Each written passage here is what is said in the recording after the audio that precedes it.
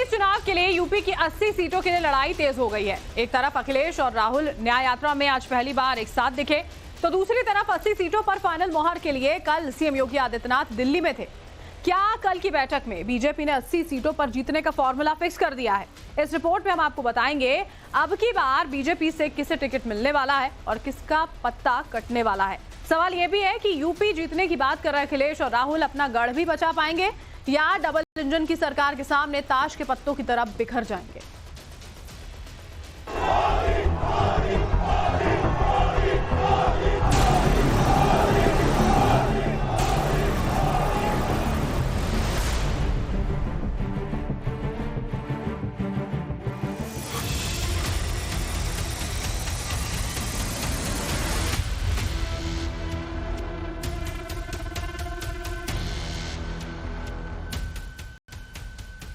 कहा जाता है कि दिल्ली की सत्ता पर काबिज होने के लिए यूपी से ही रास्ता निकलता है।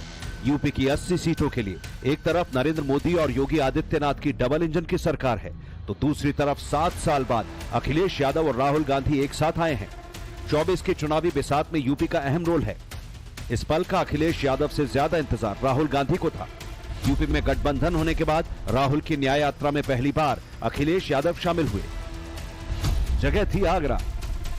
खुली जीप में सवार अखिलेश और राहुल एक साथ न्याय यात्रा में नजर आए। दोनों की बॉडी लैंग्वेज देखिए। राहुल और अखिलेश साथ साथ लोगों का अभिवादन स्वीकार करते दिखे। राहुल और अखिलेश के साथ इस यात्रा में प्रियंका गांधी भी थी। सर, जब राहुल गांधी पहुंचे तो उस वक्त मंच पर अखिलेश यादव भी मौजूद थे, जहां दोनों ने एक साथ हाथ पकड़ करके लोगों की तरफ इशारा किया, लोगों का अभिवादन किया, जहां यह साफ तौर पर देखा जा सकता है कि दोनों में काफी ज्यादा आत्मविश्वास दिख रहा है।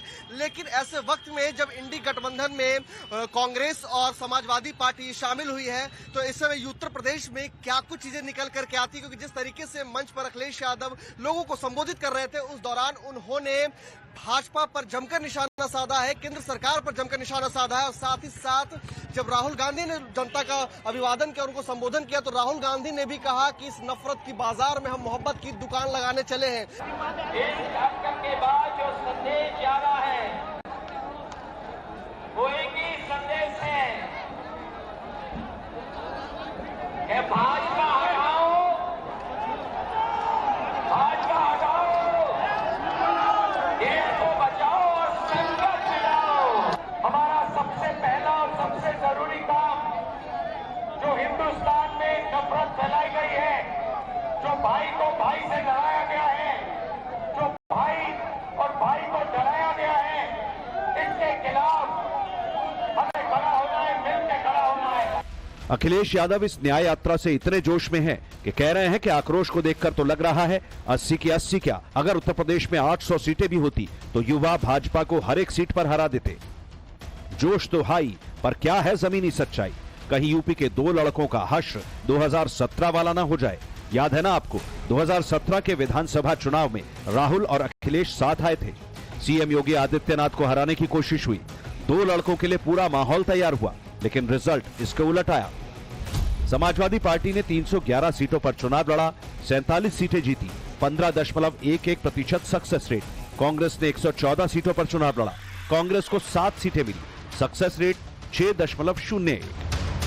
लेकिन इस बार दोनों साथ आए हैं इस उम्मीद के साथ कि इस बार यूपी फतेह करेंगे। लेकिन क्या मोदी और योगी की डबल इंजन सरकार के सामने राहुल और अखिलेश के लिए यूपी फतेह करना इतना आसान है?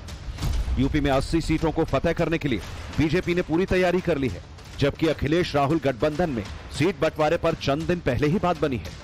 बीजेपी बूथ बूथ पर वोटर्स को बढ़ाने पर जोर दे रही है, तो इस गठबंधन के बाद कांग्रेस नेताओं में भागम भाग मची है। यूपी की 80 सीटों पर एनडीए की दावेदारी मजबूत दिख रही है, जबकि राहुल अखिलेश मायावती की बीएसपी को ना जोड़ पाए और जयंत चौधरी की आरएलडी को ना रोक पाए। साथ आते हैं और जब परिणाम नील बटा सन्नाटा आता है तो ये एक दूसरे को गाली देते हुए अलग हो जाते हैं। लेकिन ये लोग जानते नहीं, ये बनारस हो, यहां सब गुरु हो, यहां इंडी गठबंधन के पैतरा ना चलिए। बनारस नहीं, पूरे यूपी के पता हो, माल वही है, पैकिंग नहीं है।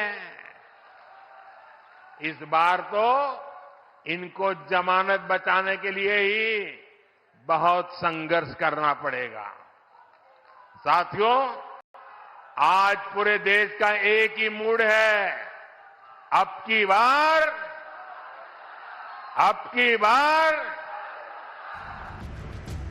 बीजेपी का 80 सीट जीतने का प्लान तैयार है। आगे आपको बताएंगे कैसे बीजेपी ने यूपी में क्लीन स्वीप की रणनीति बनाई, कैसे एक एक सीट को लेकर बीजेपी ने चक्रव्यूह तैयार किया। लेकिन उससे पहले आपको बताते हैं कि कैसे बीजेपी अपने मेगा प्लान को अब जमीन पर उतारने की तैयारी में लगी है। बीजेपी की पहली कोशिश अच्छे उम्मीदवारों की तलाश है। इसके लिए कल दिल्ली में बीजेपी की बड़ी बैठक हुई। बीजेपी अध्यक्ष जेपी नड्डा की अध्यक्षता में दिल्ली पार्टी मुख्यालय में करीब 2 घंटे तक बैठक चली। इस मीटिंग में गृह मंत्री अमित शाह के साथ यूपी के सीएम योगी आदित्यनाथ भी मौजूद रहे। खबरों की माने तो 29 फरवरी को बीजेपी अपने उम्मीदवारों की लिस्ट जारी कर सकती है। इस लिस्ट में प्रधानमंत्री मोदी का नाम भी शामिल हो सकता है। बीजेपी पहली लिस्ट में करीब 100 उम्मीदवारों का ऐलान करेगी।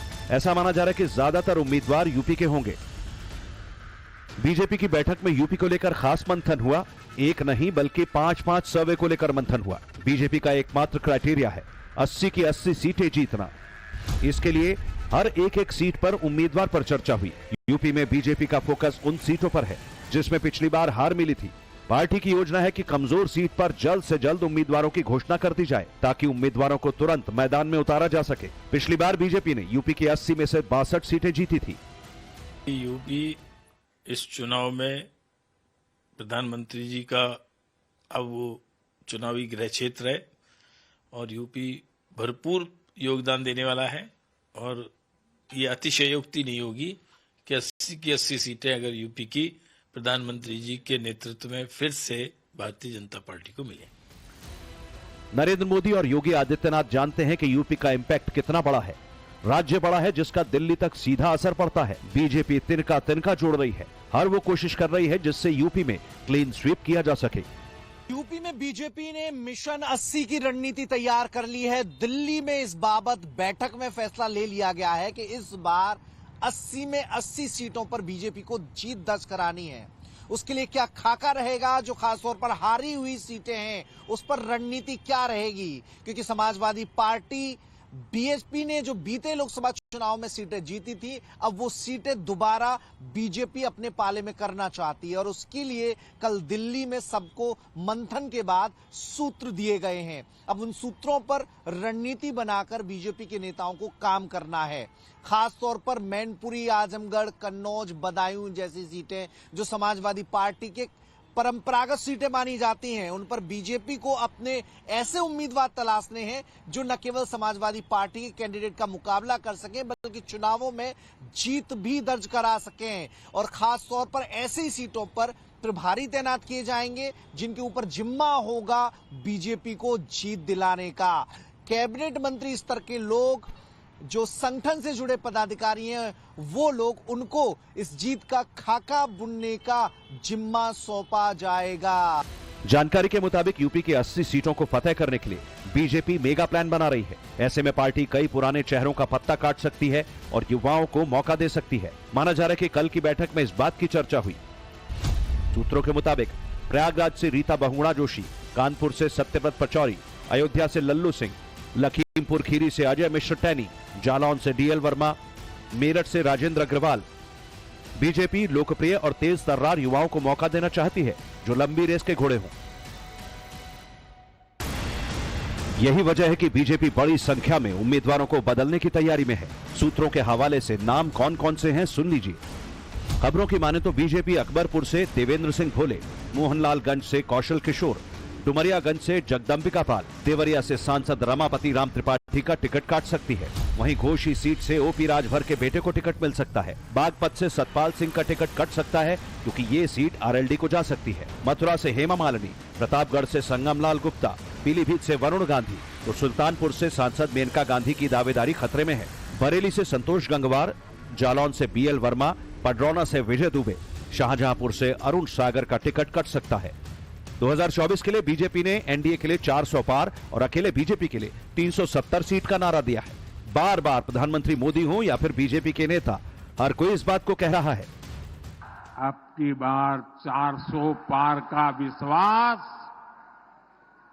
400 पार का विश्वास कर रहा है। इतना ही नहीं, यूपी जीतने के लिए बीजेपी ने सबसे पहले पश्चिमी यूपी में जयंत चौधरी को अपने पाले में किया। पिछड़ी जातियों को साधने के लिए 2024 के चुनाव से पहले सुभासपा अध्यक्ष ओम प्रकाश राजभर को भी पार्टी फिर से अपने साथ ले आई। बीएसपी से सांसद रितेश पांडे ने भी बीजेपी का दामन थाम लिया। यूपी की 80 सीटों पर बीजेपी का दावा इसलिए भी मजबूत है क्योंकि राहुल गांधी और अखिलेश यादव के गठबंधन के बाद दोनों ही पार्टियों के नेता बगावती सुर अपना रहे हैं। कांग्रेस पार्टी के कई नेता इस बात से नाराज हैं कि उनके हिस्से की सीट गठबंधन में समाजवादी पार्टी के खाते में चली गई। फर्रुखाबाद से कांग्रेस नेता सलमान खुर्शीद ने नाराजगी भी जाहिर की। ऐसे कयास लगाए जा रहे हैं कि सलमान खुर्शीद पार्टी को गुड बाय भी कह सकते हैं। तो मुरादाबाद में राहुल की भारत जोड़ो यात्रा में दानिश अली के खिलाफ पोस्टर लगाए गए।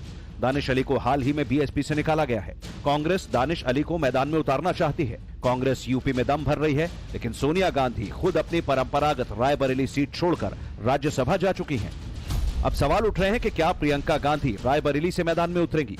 बीजेपी दिनेश प्रताप सिंह को यहां से फिर से उतार सकती है, जो 2019 में भी बीजेपी के उम्मीदवार थे।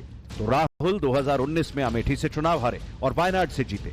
बीजेपी से स्मृति ईरानी का दबदबा मजबूत है और वो राहुल गांधी को चुनौती भी दे चुकी हैं। प्रियंका गांधी इस बार रायबरेली जा रही है। निश्चित तौर से वो कांग्रेस परिवार की थी, गांधी परिवार साथ रहेगी।